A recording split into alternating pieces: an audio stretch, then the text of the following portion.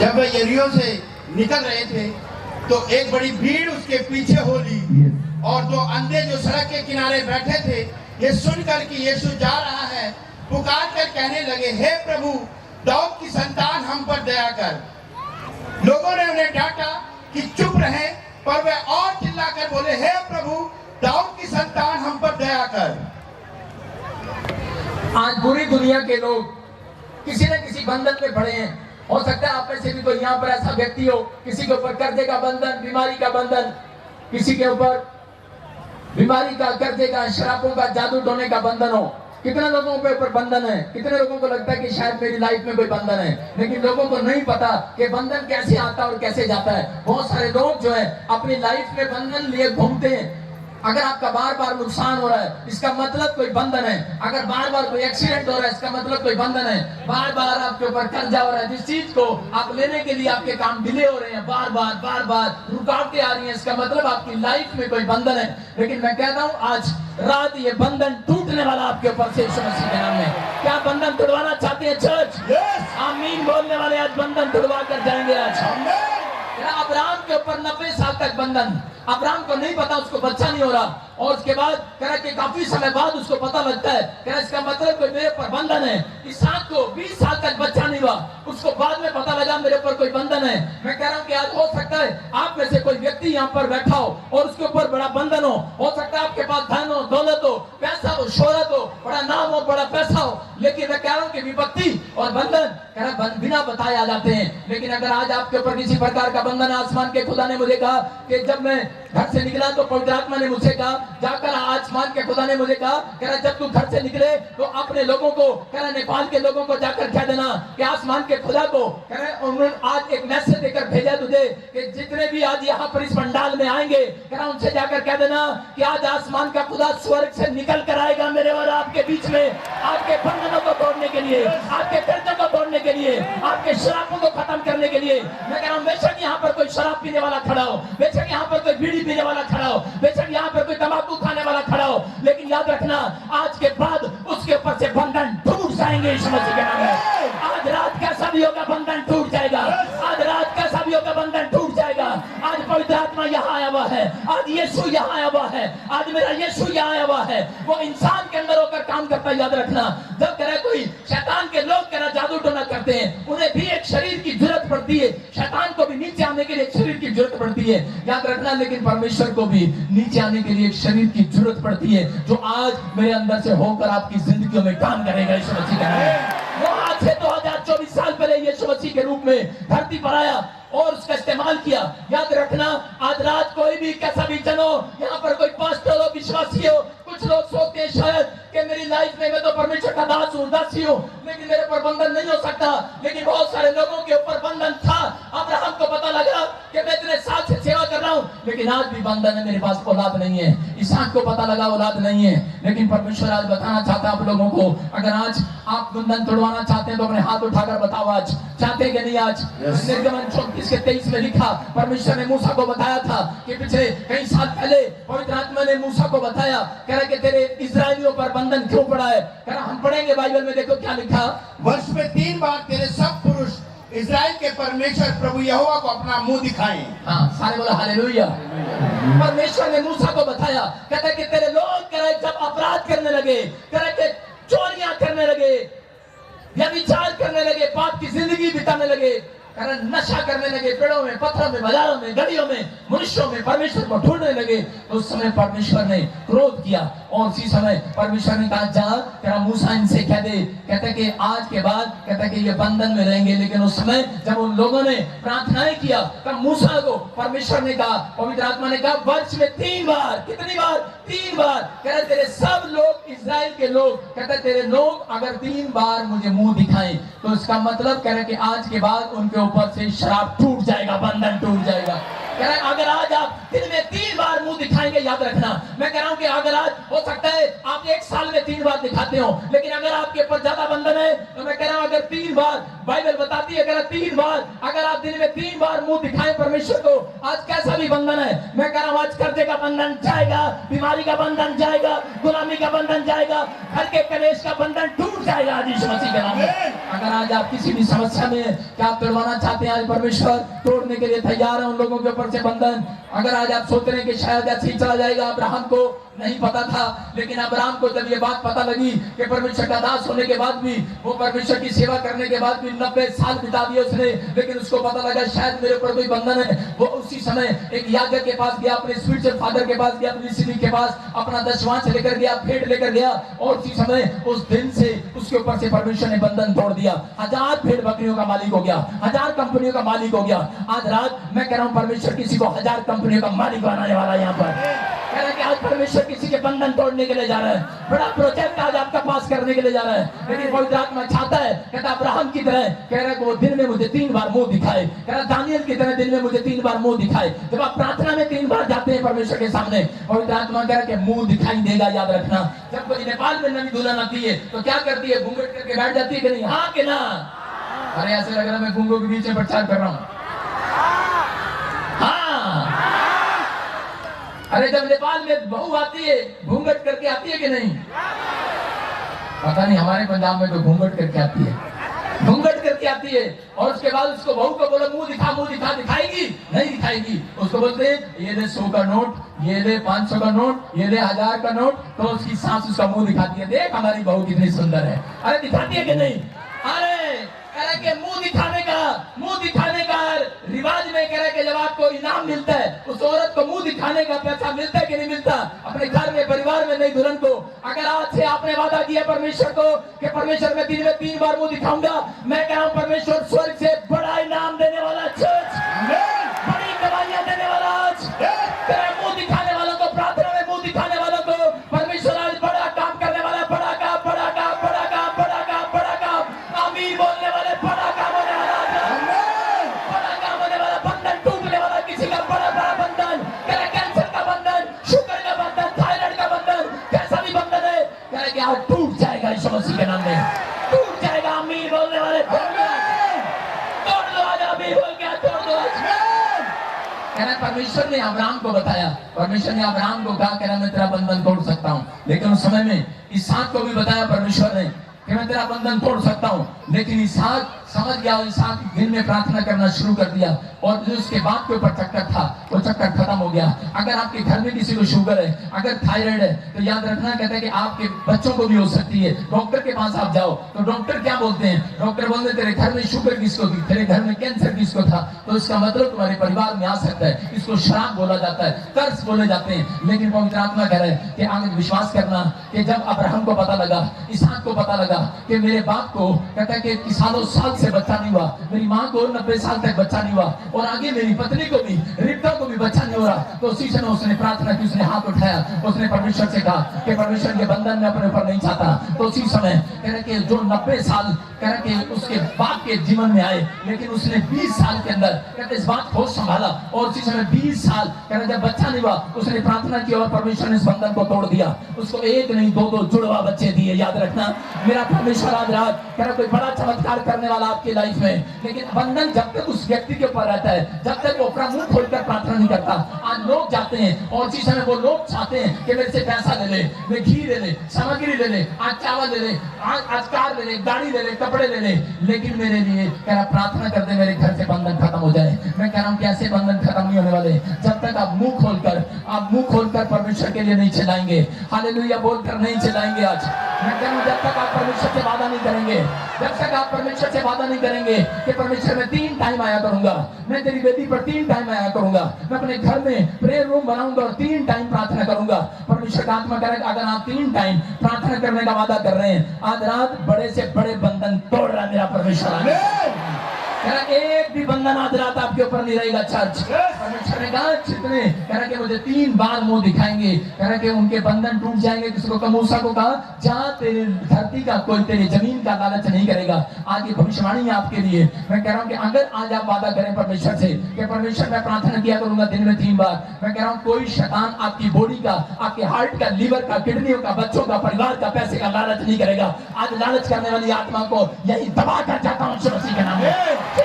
आज वो लालच करने वाली आत्माएं, वो लालच करने वाली, घमंड करने वाली आत्माएं खत्म हो जाएं। ये परमेश्वर ने अपने लोगों को बताया। लेकिन यहाँ पर बाइबल बताती है कि 3 बार प्रार्थना करने वाले लोग आजाद हो चुके हैं यीशु मसीह के नाम में। बहुत सारे लोग जो है अपनी लाइफ में कह रहे कि शैतान के हाथ में पड़े हुए हैं, वो लोग प्रार्थना नहीं करते। शैतान यही चाहता है ये लोग झूठ बोले, गाली दें, शराब पिए, व्यभिचार करें और ये पाप के बंधन में पड़े रहें ताकि ये परमेश्वर को मुंह ना दिखाने पाए। याद रखना, मैं कह रहा हूँ कि आगे जब आप कोई गलती करते हैं, क्या आप कोई गलती करते, गंदा काम करते हैं, अपने माँ बाप के सामने मुंह दिखा सकते हैं आप? हाँ या ना? अपने माँ बाप को मुंह दिखा सकते हैं गंदा काम करने के बाद? थोड़ी देर के बाद शर्म आती है। मैं कह रहा हूं अगर कोई चोरी कर ले उसके बाद अपने मालिक के सामने खड़ा नहीं रह सकता। ऐसे ही शैतान आपको शर्मिंदा करता है। आज तक आपको पाप कराकर कहता है, उसके बाद शर्मिंदा करता है कि शर्मिंदे हो जाएं और ये परमेश्वर का मुंह दिखाने के योग्य न रहे। लेकिन यीशु मसीह धरती पर आ गया और उसी समय कह रहे कि जितने पापी थे पवित्र आत्मा ने उनके पाप को क्षमा किया गया ताकि वो फिर से मुंह दिखाने पाए यीशु मसीह के नाम में। यहाँ पर यरीहो की नगरी में लिखा, यहाँ बाइबल बोलती है, फिर से पढ़ देखो 20:29 में क्या लिखा।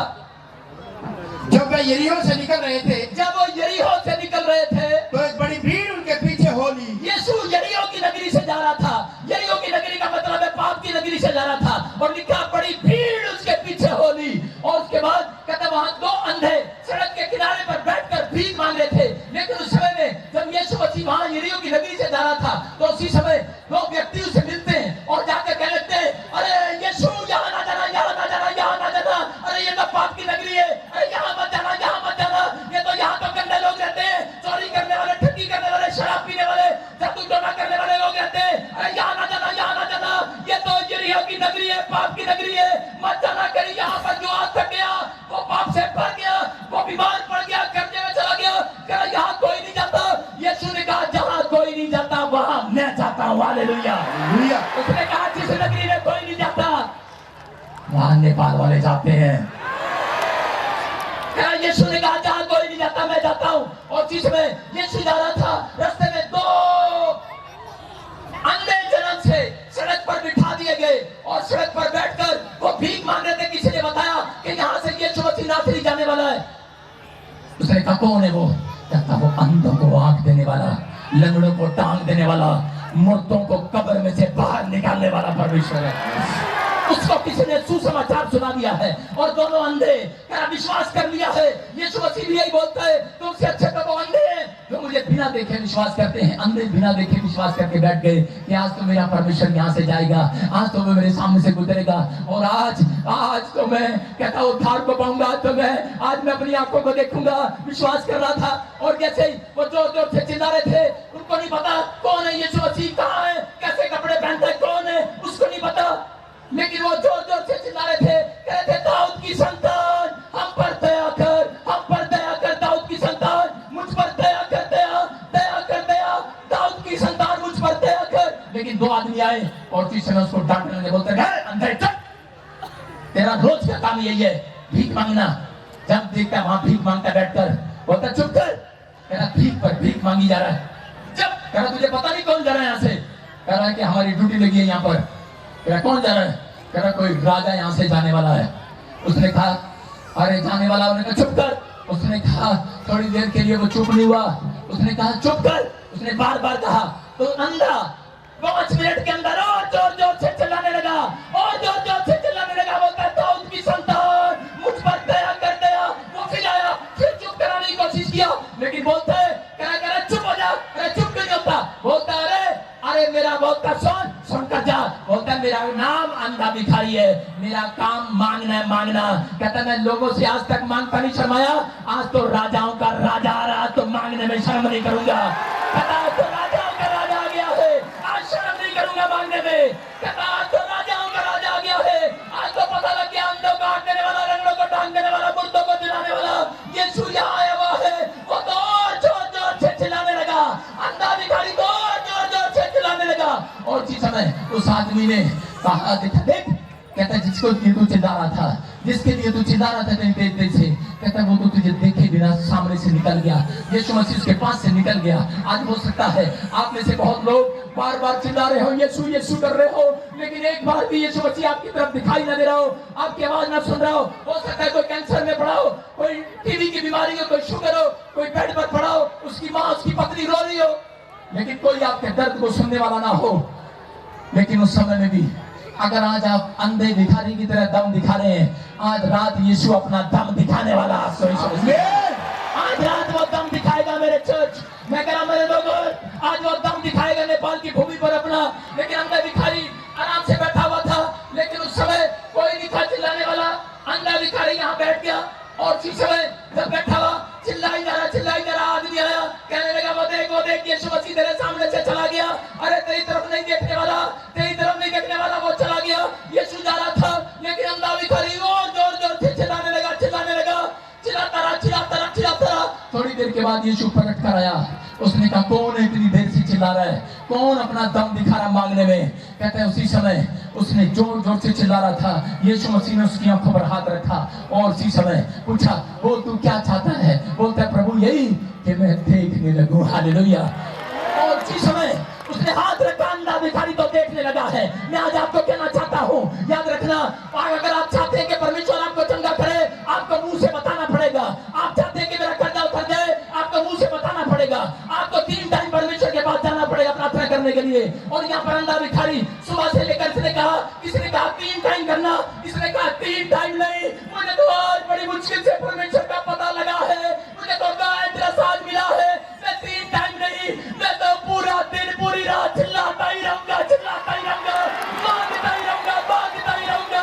ये तो मांग रहा है, ऐसे मांग रहा है, ऐसे चिल्ला रहा है, ऐसे डर रहा है, चिल्ला कर कह रहा आसमान के खुदा मुझे अंधे पर दया कर, मैं देखना चाहता हूँ। और यीशु मसीह पलट कर आ गया है और उसकी आंखों को चंगा कर दिया है। याद रखना, अगर आज रात आपने दम दिखाना शुरू कर दिया, लोग आएंगे आपको डराने के लिए, आपके विचार आएंगे आपको डराने के लिए। लोग आएंगे कहेंगे तुझे कुछ नहीं मिलने वाला, तू आजाद नहीं होने वाला, तेरा कोई काम नहीं होगा, तू आजाद नहीं होगा, तू ठीक नहीं होगा। लोग आपको डराएंगे, लेकिन अगर आपने अपना दम छोड़ दिया, आप चंगे नहीं हो सकते। लेकिन अगर आपने दम दिखाया आज रात, मैं कह रहा हूँ यीशु पलट कर आएगा मेरे और आपके लिए। यीशु आएगा नेपाल में। मैं कह रहा हूँ यही है, वो मेरे और आपके बीच में है। वो चमत्कार करना चाहता है। अंधे देखेंगे, लंगड़े चलेंगे, कोड़ी बादशाह किए जाएंगे। आज कह रहा आमीन बोलने वाले आजाद हो जाएंगे। आज हालेलुया बोलने वाले आजाद हो जाएंगे। आज क्या आप चाहते हैं आज यीशु चिल्लाए आपके लिए? यीशु नहीं चिल्लाए, आज तुम चिल्लाने चाहिए। आज चाहते हैं आप यीशु आपको चंगा करे, तो जोर से चिल्लाओ अंधे भिखारी की तरह। आपका दम देखकर मेरा यीशु आने वाला है। मैं कह रहा हूं परिस्थितियां चेंज होने वाली हैं। यहाँ पर पवित्र आत्मा बता रहा था, मैं कह रहा हूं कि जब मैं प्रभु में आया, उसके बाद यीशु मसीह ने मुझे एक नेपाली लड़के ने, वो जेल में था, शंकर बहादुर, और मैं भी जेल में था। लेकिन बताएंगे नहीं किस कांड में थे। जेल में था, लाइव वाले भी सुन रहे, जेल में था। उस शंकर भाई को मैं बड़ा रो रहा था। मैंने कहा पता नहीं कब तुम्हारा होगी। और उसी समय शंकर बहादुर जी आए, बच्चा क्यों रोते हो? मैंने कहा तुझे क्या है? कहता मुझे उम्र कैद होगी है। मैंने कहा उम्र कैद? और तू हंस रहा है?